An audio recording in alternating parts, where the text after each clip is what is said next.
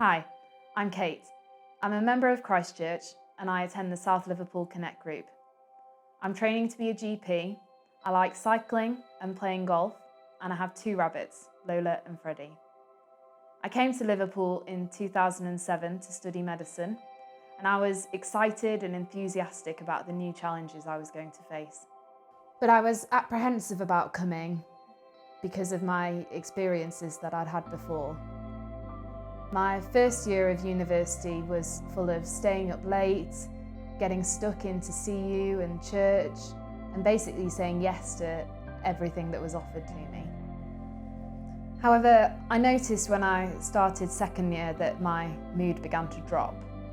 I felt lonely and isolated, and the things that had previously excited me didn't interest me anymore.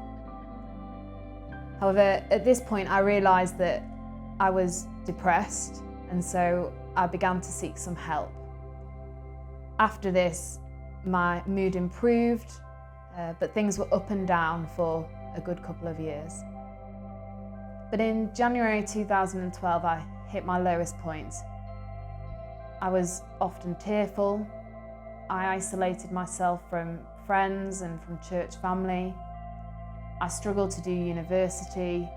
I felt hopeless and despairing, and I couldn't think about the future. It felt like wandering around in fog, where I could hear people's voices, but they just sounded muddled to me.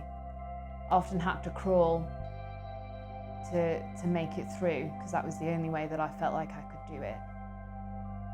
It was at this point where I just felt like I couldn't keep on going anymore, where I felt that life wasn't worth living, and I'd often end up feeling suicidal.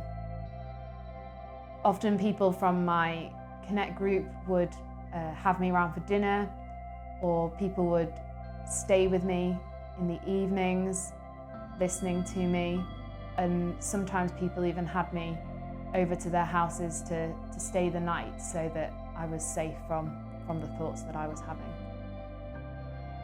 During this time, hearing truths about the gospel just bounced off me, and it was like I was completely numb to them. I persisted in coming to church and going to Connect, where people really loved and cared for me, even though I was so unloving to them. And gradually, the love of the community and the grace of God worked on my heart. It was as though a beam of light slowly worked its way into my darkness. This is a long process, and I'm not there yet. I'm still working on it.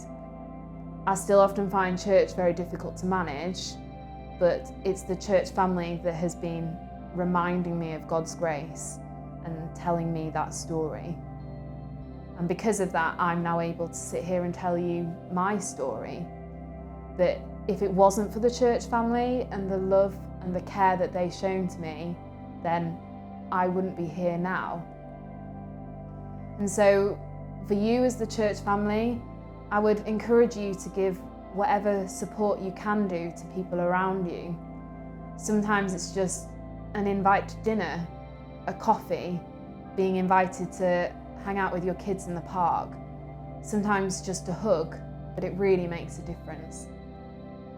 And if you're struggling now, I'd encourage you to make this church your home, to surround yourself with church family, and to not feel ashamed to ask for help if you need it, and to keep on going even when you don't see why. I lift my eyes to the hills. From where does my help come? My help comes from the Lord, who made heaven